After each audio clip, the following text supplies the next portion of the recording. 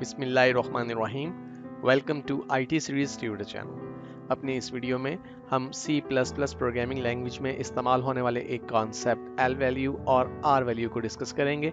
तो आइए वीडियो का आगाज़ करते हैं और सबसे पहले देखते हैं कि एल वैल्यू और आर वैल्यू से क्या मुराद है। एक्चुअली एल वैल्यू एक ऐसा ऑपरेंड है जो असाइनमेंट ऑपरेटर के लेफ्ट साइड पर लिखा जा सकता है। क्योंकि ये असाइनमेंट ऑपरेटर के लेफ्ट साइड पर लिखा जा सकता है, इसीलिए इसे एल वैल्यू कहा जाता है।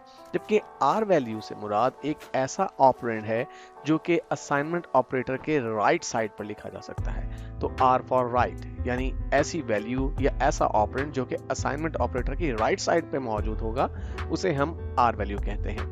अगर हम एल वैल्यूज की हद तक बात करें तो एल वैल्यूज हमेशा वेरिएबल्स होंगे, यानी असाइनमेंट ऑपरेटर के लेफ्ट साइड पे हमेशा वेरिएबल आएगा। और अगर आर वैल्यू की बात करें तो आर वैल्यू के तौर पे कोई भी वैल्यू यूज की जा सकती है। ये एक वेरिएबल भी हो सकता है, ये एक एक्सप्रेशन भी हो सकती है और ये एक लिटरल वैल्यू भी हो सकती है।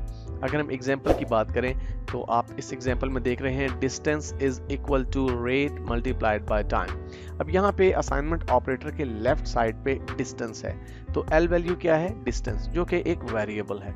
और आर वैल्यू के तौर पे हम यहाँ पे एक एक्सप्रेशन का इस्तेमाल कर रहे हैं जिसमें हम रेट को मल्टीप्लाई कर रहे हैं टाइम के साथ। यानी रेट वेरिएबल में जो भी वैल्यू मौजूद होगी उसे जब टाइम वेरिएबल में मौजूद वैल्यू के साथ मल्टीप्लाई करने के बाद जो रिजल्टिंग वैल्यू बनेगी वो एक्चुअली आर वैल्यू के तौर पे इस्तेमाल की जाएगी और असाइन कर दी जाएगी डिस्टेंस नाम के वेरिएबल को।